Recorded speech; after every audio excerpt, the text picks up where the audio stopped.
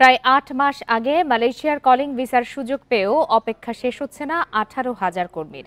সিন্ডিকেটের কারণে যেতে না পারায় আন্দোলনে নেমেছেন তাদেরই একাংশ।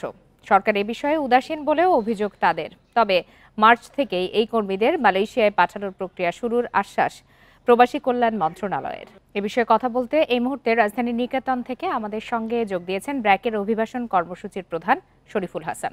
জনাব শরীফুল হাসান, আপনাকে স্বাগত জানাচ্ছি ইন্ডিপেন্ডেন্ট টেলিভিশনে। আপনি তো নিশ্চয়ই আমাদের প্রতিবেদনটি দেখছিলেন বা শুনছিলেন, যেখানে আমরা প্রায় ১৮,০০০ কর্মীর বিভিন্ন অভিযোগের কথা জানাচ্ছিলাম। এই যে জনশক্তি রপ্তানির হার আমাদের দেশে বাড়ছে নাকি কমছে, নতুন নতুন দেশ আমরা কেন খুঁজে বের করতে পারছি না?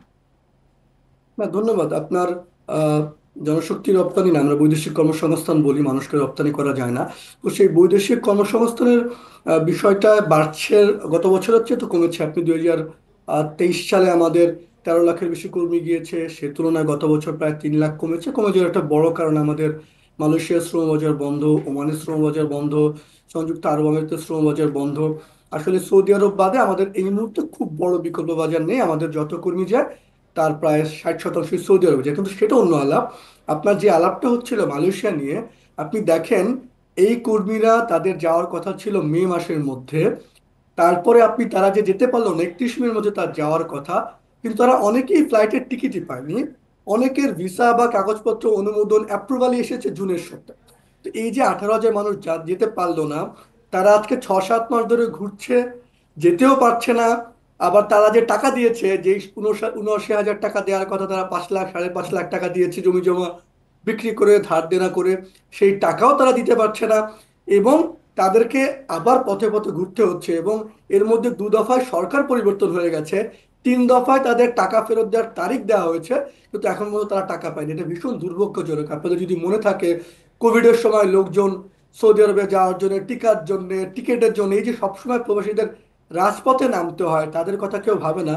আসলে এটা খুবই দুঃখজনক। এবং আজকে সরকার যে বলছে যে মার্চের মধ্যে যেতে পারবে, আমিও কিন্তু সেই সম্ভাবনাটা আসলে দেখি না, সম্ভব না। এখন জানুয়ারি মাস, এটা আসলে কোনোভাবেই সম্ভব নয়। এত এত অব্যবস্থাপনা আর বারবারই কিন্তু সিন্ডিকেটের কথা উঠে আসছে, এগুলো কেন সরানো যাচ্ছে না? ধন্যবাদ। আমি সবসময় বলি যে অভিবাসন খাতে সুশাসনের ঘাটতির বড় কারণ এখানে আছে রাজনৈতিক দুর্বৃত্তায়ন। সব আমলে, আপনি 15 বছর না, গত 54 বছর যে এই সেক্টরে দেখেন, সব সময় যখন যারা ক্ষমতায় থাকে বা ক্ষমতার আশীর্বাদ পুষ্ট, তারা এই ব্যবসাটাকে নিয়ন্ত্রণ করতে চায়। আপনি মানে 111-এর যে অন্তর্বর্তীকালীন সরকারের সময় যদি মনে করে, সেই সময়ও কলিং ভিসার নামে মালয়েশিয়া একদিকে কর্মী যেতে পারেনি বাংলাদেশ থেকে, তারাও ঠিক একইভাবে পথে নেমেছিল। আবার যারা মালয়েশিয়া গিয়েছিল তারা কাজ পায়নি। এরপরও কিন্তু আমাদের শ্রমবাজার বন্ধ হয়ে যায়, তারপরে সরকারিভাবে যায়, সেটা ব্যর্থ হয়। আবার 10 জনের একটা সিন্ডিকেট চালু হয় 2017-18 সালে, 16-17 সালে। এবং সেই সিন্ডিকেটের কারণে আবার শ্রমবাজার বন্ধ হবে। কিন্তু ভীষণ দুর্ভাগ্যজনক, যেই 10 জনের সিন্ডিকেটের কারণে শ্রমবাজার বন্ধ হলো, সেই একই সিন্ডিকেটকে এই রাষ্ট্র আবার তাদেরকে মালয়েশিয়া কর্মী পাঠানোর অনুমোদন দিল। এবং আমরা তাদের দেখলাম হাজার কোটি টাকা লুটপাট, দুর্বৃত্তায়ন, কর্মীরা যে টাকা দেওয়ার কথা তার চেয়ে 5 গুণ 7 গুণ দিচ্ছে। এবং পুরো রাষ্ট্রীয় ব্যবস্থাপনা যেন এখানে পুরোপুরি ব্যর্থ। তার ফলে দুর্ভোগে পড়তে হচ্ছে এই প্রবাসী কর্মীদের।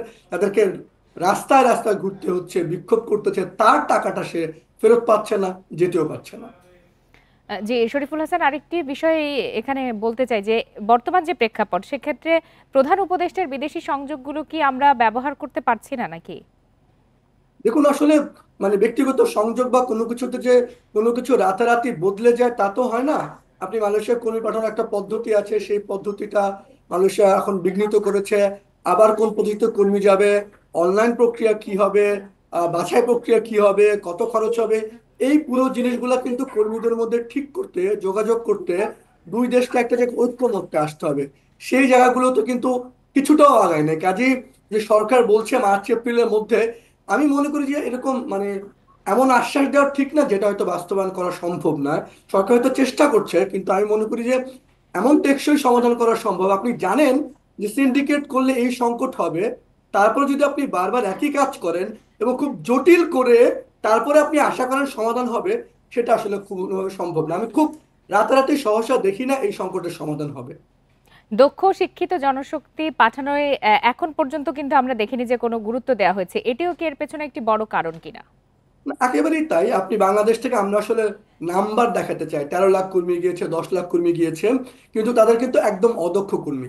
তারা গিয়ে কাজটা করেছে আমরা বলি 3D, সবচেয়ে কঠিন কাজ, ঝুঁকিপূর্ণ কাজ, এবং কাজগুলো ডিসেন্ট না, সেই কাজগুলো বাংলাদেশের কর্মীদের করতে হয়, এবং তাদের বেতন, গড় বেতন এত কম। আমি যদি বলি গত 4 বছরে শুধু সৌদি আরবে প্রায় 20 লাখ লোক গিয়েছে, কিন্তু প্রবাসী আয় উল্টো 2 বিলিয়ন কমেছে। তার মানে আমাদের লোক বিপুল পরিমাণ যাচ্ছে, প্রবাসী আয়টা সৌদি আরব থেকে অন্য জায়গায় বাড়ছে না। তার একটা বড় কারণ আমাদের মাত্র 2% লোক যা প্রফেশনাল, মানে যারা খুব স্কিল, অধিকাংশ লোক যা অদক্ষ। কাজেই যদি আমরা এই নাম্বারের বদলে দক্ষ করে পাঠাতে পারি, টেকনিক্যাল এডুকেশন বা ভোকেশনাল এডুকেশনে যোগ দিতে পারি, এবং এইখানে অভিবাসন ব্যবস্থাপনায় সুশাসনটা চরম ঘাটতি, ভয়াবহ রকমের ঘাটতি রয়েছে। এবং আমি মনে করি এই রাজনৈতিক দুর্বৃত্তায়ন সব আমলে হয়েছে, এবং এর সাথে এমপি, মন্ত্রীরা, আমলা সবসময় জড়িত থাকে। আমরা হয়তো সবসময় তাদের কাউকে বিচারের আওতায় আনতে পারি না বলে একই সংকটগুলো বারবার হয়, এবং এই কর্মীদের রাজপথে থাকতে হয়। জনাব শরীফুল হাসান, আপনাকে অনেক ধন্যবাদ বিস্তারিতভাবে বিষয়গুলো তুলে ধরার জন্য।